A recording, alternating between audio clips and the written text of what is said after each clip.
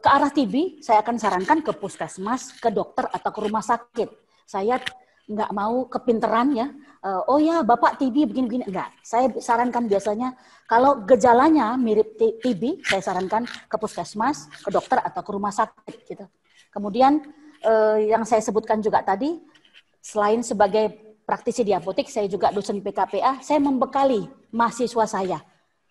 Saya kasih tahu, Dek, TB ini butuh apoteker-apoteker yang langsung di apotek untuk mencegah, untuk mengurangi, bahkan kita punya program 2030 eliminasi TB di Indonesia. Indonesia butuh kita. Kita butuh memotivasi pasien-pasien yang datang ke apotek. Kita butuh memotivasi keluarga-keluarga pasien. Lamanya pengobatan, ya, ketidakpatuhan pasien, motivasi itu butuh kita berikan kepada mereka. Karena jujur, ada beberapa keluarga saya sendiri yang mengkonsumsi obat TB, selalu kendalanya ketidakpatuhan pasien, ketidakdisiplinan pasien. Tidak adanya motivasi dari orang-orang terdekat. Dia tahu dia penderita TB, dia tahu dia harus, dia bisa menularkan TB-nya ke orang lain. Tapi motivasi untuk sembuhnya kadang-kadang tidak didukung oleh orang sekitarnya. Untuk misalnya mengingatkan obat untuk dimakan, mengingatkan untuk pola hidup sehat, istirahat yang cukup, makanan bergizi. Saya melihat banyak pasien-pasien TB itu bisa sembuh ya apabila keluarganya ikut mengingatkan, ikut memotivasi, lingkungannya, teman-temannya ikut serta, bukan hanya pasiennya sendiri. Ya, jadi itulah yang jadi kemudian Dokter B, setelah saya lihat tadi ada pasien yang ke arah TB, saya rujuk ke dokter, ke puskesmas, atau ke rumah sakit. Kalau dia ke dokter, dia akan kembali ke saya. Itu akan membuat pasien percaya, pasien akan kembali. Bukan hanya pasiennya, kadang-kadang keluarganya. Ketika kita melayani dengan hati, ketika kita memotivasi dia, ketika kita melayani dengan tulus, dia tidak hanya membawa resepnya, dia membawa keluarga-keluarganya yang lain ke apotek saya. Ya, saya rasa Dokter B itu yang bisa saya sharingkan mengenai bagaimana peran saya di apotek. Terima kasih. Ya, terima kasih Mbak Imelda. Menarik sekali. Ternyata meskipun di apotek banyak hal yang bisa dilakukan ya dalam praktek sehari-hari. Karena nanti kita diskusi lebih banyak tentang itu. Karena ada satu poin yang menarik. Layani dengan hati, pasti konsumen kita juga akan kembali. Pasti klien kita juga akan kembali. Itu menarik. Nanti kita coba dalami lebih lanjut nih.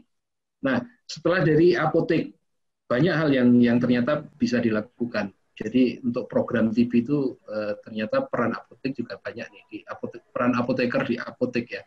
Nah, kita coba sekarang lihat sebenarnya di setting yang sedikit berbeda. Jadi di rumah sakit, di sini sudah ada apoteker Lucy, Mbak Lucy ya.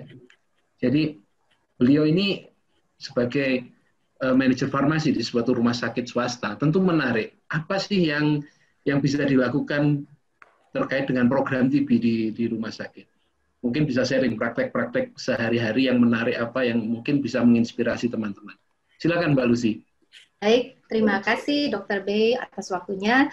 Apa kabar teman sejawat seluruh Nusantara dari Barat, Timur, Tengah? Saya berharap teman sejawat semua bahagia, senang walaupun hari ini adalah hari kerja. Dan kebetulan memang karena hari ini webinar, jadi supaya bisa fokus, saya ambil cuti. Nah, pengalaman yang menarik di rumah sakit, saya yakin teman sejawat yang bekerja di rumah sakit pada saat terjun ke rumah sakit pasti bingung, Dok, memilih sebenarnya pelayanan mana sih yang harus didahulukan. Karena kalau dilihat dari priority pasien yang harus kita layani, kita memang ada beberapa priority sesuai dengan standar pelayanan kefarmasian di Rumah Sakit nomor 72 tahun 2016, yaitu pasien geriatri, pasien anak, kemudian pasien dengan kebutuhan khusus, dan termasuk ada pasien yang pemakaian obat jangka panjang, yaitu pasien kronis. Nah, apa sih yang membedakan pasien kronis dengan pasien TBC atau pasien TBC?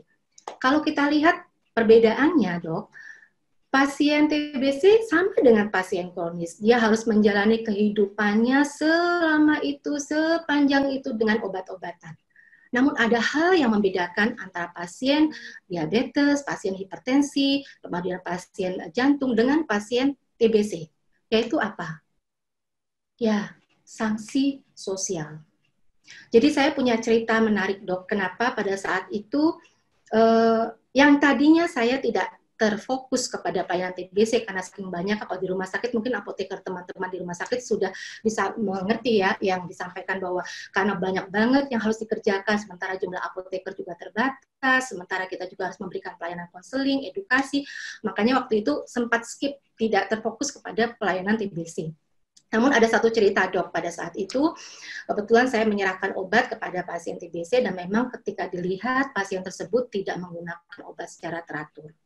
Nah, seperti dugaan kalau kita melihat beberapa referensi obat yang digunakan oleh pasien TBC, mereka merasakan keluhan terkait penggunaan obat tersebut. Rasa sakit di otot, kepala sakit, mual, dan lain-lain. Nah, rasa ini tidak bisa diceritakan atau dirasakan oleh apoteker yang memberikan edukasi kepada pasien. Karena apa? Karena dia yang merasakan. Kita hanya membaca literatur, kemudian kita menyampaikan kepada pasien bahwa Bapak Ibu harus minum obat supaya obatnya bisa digunakan secara tuntas, supaya pengobatan Bapak tidak panjang, supaya TB Bapak bisa disembuhkan. Pertanyaannya adalah, sebenarnya ada nggak sih pasien yang datang ke rumah sakit yang tidak ingin sembuh? Tentunya tidak ada. Semua pasien datang ingin sembuh. Tetapi ketika di tengah jalan dia berhenti pengobatan, inilah yang kita harus cari tahu. Ternyata Bapak itu bercerita, daripada saya menggunakan obat-obatan dengan segala macam efek samping yang saya rasakan, sementara sisi lain batuk saya sudah sembuh, dan saya merasa TBC saya sembuh, maka saya menghentikan. Jadi dia tidak tahan terhadap efek yang dia rasakan. Nah, ini menarik sekali. Kenapa? Karena kita sebagai praktisi atau sebagai apoteker belum pernah menjadi pasien TBC, belum pernah mengkonsumsi obat-obatan TBC, jadi agak ada gap gitu ya, Dok, ya, antara kita yang dalam memberikan edukasi dengan apa yang dirasakan oleh pasien. Dan satu lagi yang menarik, Dok, yang kenapa saya tertarik untuk mengolah atau berinteraksi dengan pasien TBC adalah ada satu pasien yang sebenarnya pengobatannya sudah bagus, tapi dia memutuskan untuk stop dan lebih memilih untuk bunuh diri. Mengapa hal ini terjadi? Karena pada saat itu pasien mengatakan bahwa ketika dia kumat batuknya, ketika dia batuk berdahak, kemudian ibu kos yang mengetahui, tetangga kos yang mengetahui, dia akhirnya mau tidak mau pindah satu kos, dan seterusnya seperti itu. Nah, hal ini yang membuat kita merasa penderitaan bahwa pasien TBC itu jauh lebih berat dibandingkan penderitaan pasien kronis yang lainnya. Dan yang paling penting poinnya adalah pasien ini sebenarnya bisa sembuh. Inilah mengapa yang membuat saya tertarik dan kemudian menggerakkan tim apoteker di rumah sakit tempat saya bekerja. Jadi pada saat itu 2 tahun yang lalu memang pelayanan kefarmasian untuk pasien TBC belum ada, sama sekali belum ada. Nah, disitulah kita mulai membentuk tim, kemudian mempelajari kasusnya, melakukan pelatihan, dan kemudian terjun langsung ke pasien TBC. Itu, Dokter. Oke, terima kasih Mbak Lucy. Jadi tadi disinggung juga tentang sebenarnya problem pasien TBC sebagai pasien kronis itu kompleks ya. Kompleks ya. Mulai dari efek samping yang diderita dengan obat, terutama nanti yang kita masuk ke obat yang lebih susah lagi, terutama di rumah sakit ya, karena rumah sakit biasanya menangani kasus-kasus bukan kasus yang tanpa komplikasi, biasanya datang rumah sakit ada komplikasi. Betul. Lebih cenderung lebih kompleks apa yang dialami pasien-pasien. Menarik, nanti kita coba lihat karena sudah disebutkan juga ada stigma segala macam tadi oleh Pak Lucy. Nah, selanjutnya nih saya bergeser juga ke teman-teman yang berada di layanan farmasi di klinik. Jadi kita sudah ada Mas Apoteker Niko nih dari farmasi di klinik swasta ya Mas ya, di daerah Depok ya.